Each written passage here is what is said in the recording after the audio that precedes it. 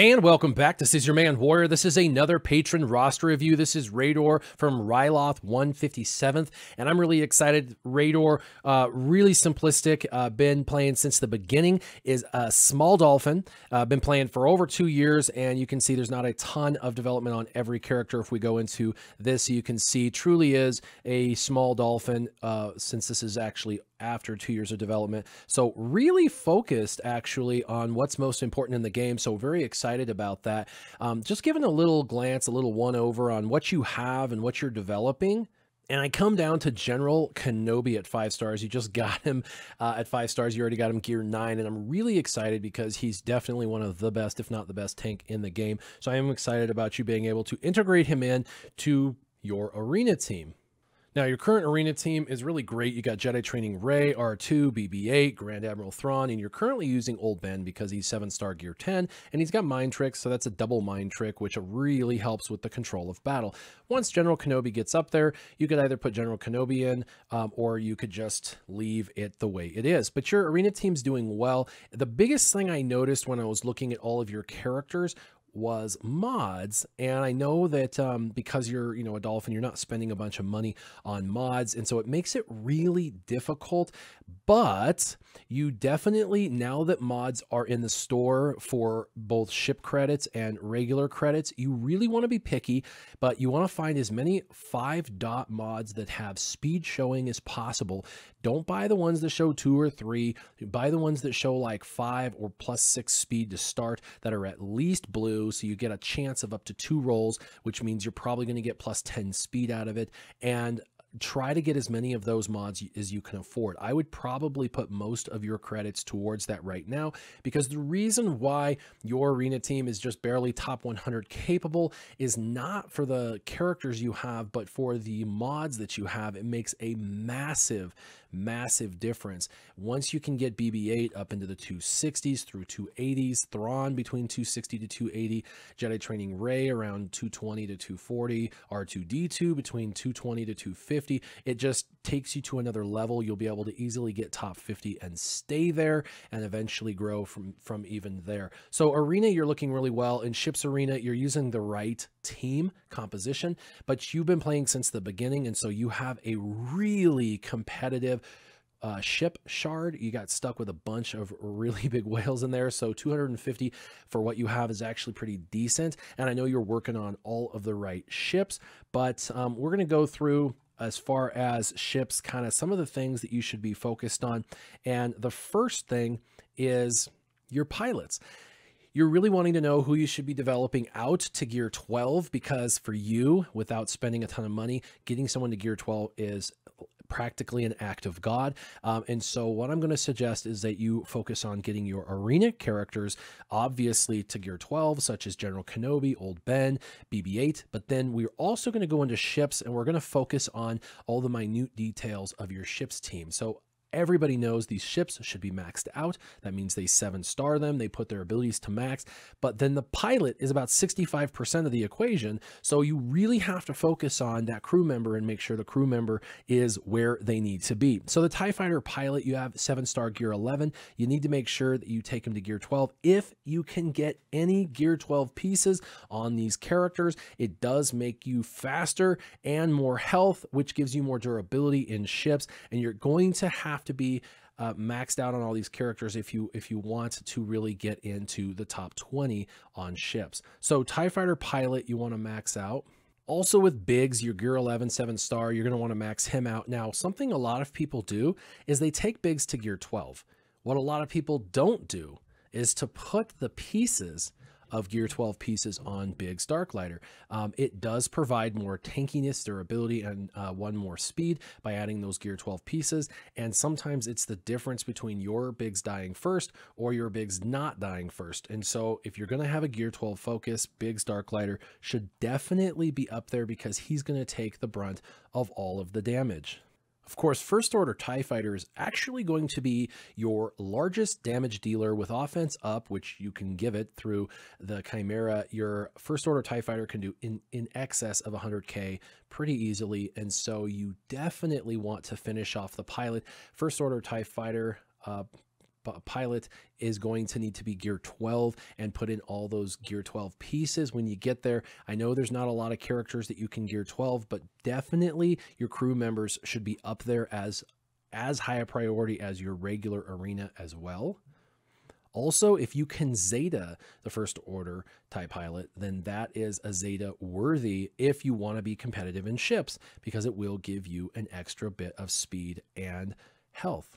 Now, I know this character or ship, TIE Reaper, is in the works. You've got it 5-star. It's pretty durable at 5-star, but you will obviously want to continue to get it to 7 stars. You got your character 7 stars, so the farming is over on these 2 difficult characters, but you're restricted on their abilities to 4 when they can go to 6 because your gear level is not high enough. Now, both of these characters are completely overpowered in the game, are phenomenal Empire characters. In fact, they're really great in absolutely every aspect of the game, and they're your pilots. So these are the top priorities, in my opinion, the First Order TIE pilot and these 2 guys. Those are the top 3 priorities to getting geared up to gear 12. That is my professional opinion for you, and get them up from gear 8 to gear 12. Even if you can do the Zeta on Death Trooper, it's going to be a phenomenal a jump up and a competitive edge over the other individuals. Then you'll be able to also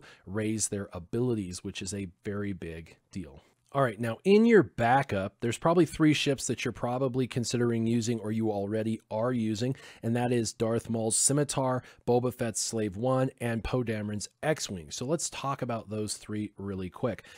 Let's go into the Scimitar, and the first thing I notice is, again, your ship is stunted by Darth Maul being only gear 9, so you're going to want to put him in your favorites and make him top priority. I would think of Ships Arena just exactly how you think of regular Arena. The fact that both of them have almost the same amount of crystals potential, I would put just as much focus in, and I know that you have a competitive ship shard, but who knows what you're capable of if you hyper-focus on these pilots. Plus, all these pilots or these crew members are really good in the new raid, the new Sith raid, as well as territory battles and territory wars. So you're not going to regret any of these investments into these characters because they're going to help you in the long run in multiple areas of the game. Same thing here, Slave 1, the ship is maxed out, but Boba Fett is at gear 9, so just like Darth Maul is at gear 9, you're going to want to put Boba Fett in your favorites and level him up. The other thing is Boba Fett has a Zeta as well. And so anytime you have a ship that has a Zeta on a crew member and you do it, it does give you a small competitive advantage over the other individuals in ships that don't, especially on defense, because with defense, the RNG tends to favor the defensive team a little bit. And so if you have that RNG already going in your favor and you have the competitive advantage, your ship is slightly better than their ship, it does play out pretty well on defense. And the third, most importantly, really, it's the fastest ship in the game, Poe Dameron's X-Wing, when everything's completely maxed out, 196 speed, and you've got him at gear 10, so that's excellent. You do need to get the ship from 5 stars to 7 stars, but this is your Imperial TIE Fighter killer. You put it in the last slot, and then anytime you've got that Imperial TIE Fighter and you've lost a ship such as Biggs, and you need to come in and just get rid of their Imperial TIE Fighter, you bring him in and you smash and grab. You go ahead and kill that Imperial TIE Fighter with Poe Dameron's X-Wing, and it's all over. You want to use his crew power, which is this ability up here, which is called Perfect Shot. This is the one that's going to guaranteed be hit. It can't be evaded. It's always a critical hit, especially when you're hitting against protection, without protection, which is the Imperial TIE Fighter. He's really designed to kill Imperial TIE Fighters. So this guy's definitely should be in your backup. So finish gearing him. Plus, again, you're not going to regret having him higher. He's a phenomenal character in the game. The next thing about ships is you should be doing your 5 battles every single day to climb. Make sure you're doing maximum climbs. Don't just settle for whatever's showing on the map. Try to refresh at least 20 times to see what's the lowest you can jump, and then jump as far as humanly possible with your team and do all 5 battles. I know with ships, it's a little defeatist. A lot of people are like, man, I go up a little and I get pushed way back. I go up a little, I get pushed way back. And so they kind of give up. And with ships, you've got to be tenacious. You've got to be tenacious. You've got to decide, you're going to do all of your battles every day. In fact, you might even spend 50 crystals on a refresh so you can climb another 5 times in ships. Now, this tenacity, it takes time, and if you don't have time to play the game that much, then I get it. But if you have a little extra time, it is well worth your investment of the 50 crystals. It gets you higher, gets you better rewards, and eventually, you know, once you're in the top 100, it's easier to stay there than it is when you're in the top 200 because the competition is relatively the same. It's just a matter of kind of where you land. So make sure that you're doing your battles and getting yourself up there. Now, the perfect team obviously is going to be the Chimera, which you have. And then, of course, you're going to want Bigs like you have, the TIE Advanced like you have, the Imperial TIE Fighter and the First Order TIE Fighter and TIE Reaper. Those are, in fact, the top 5 that you're using, and the Chimera, so that's awesome. In the backup, I would recommend the Scimitar, and then Boba Fett's Slave 1, and then Poe Dameron's X-Wing. And so all of these pilots are going to have to become your top priority, as is your arena team. And like I said, your mods are not so good, so you want to make sure that that's your hyper focus. One last thing about mods I want to point out is your pilots get GP, or, you know, galactic power from everything, including their mods. And so this guy's a pilot, you're using him, and you're leaving it on the table. Your mods are like 1 3-dot, 4-dot mods. It doesn't matter if you're not using him anywhere else in the game. For ships and ships alone, you want to have these as all 5-dot mods, even if they're trash 5-dot mods. Now, preferably, you'd want the best of the best, but even any 5-dot mods maxed out to level 15, just 6 5-dot level 15 mods, and you're going to boost his ship's galactic power significantly. So make sure that you do that, because you're leaving a ton of galactic power and strength and extra speed and all sorts of stuff. You're leaving that on the table by not coming into these characters and maxing out their mods. And again, if you're not using them anywhere else, it really doesn't matter what the mods are. It just matters that they're maxed out level 15 5-dot mods, and you should be able to get those really easily nowadays. Even if they're not that good, you can get them by farming for them and even using your white mods and just leveling up to level 15. But you're leaving a lot of speed and health and competitive advantage on the table by not having your mods on these characters completely maxed out. So definitely go and take a look at that. Same thing with Death Trooper. If you look, you can see that you've got some 3 and 4-dot mods. So you're going to want to definitely go through and replace all of those 3 and 4-dot mods with 5-dot mods. Again, you want them all to be 5-dot.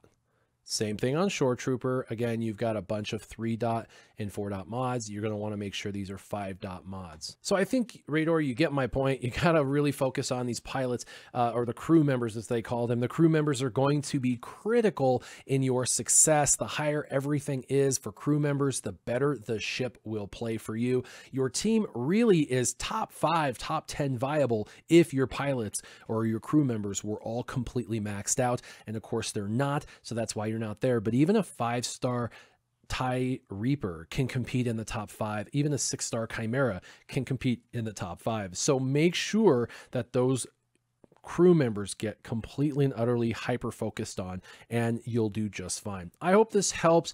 I know mods are difficult, but make sure that they become your hyper focus, both in finding quality and in finding quantity for your crew members. Get them all maxed out, as well as these guys. Focus on your General Kenobi, and you are going to do just fine. I love where you're going with your teams. That looks great, and your teams are viable now and even in the next 6 months. As always, if you have any questions or comments, leave them down below, and keep your gaming on. Warrior out.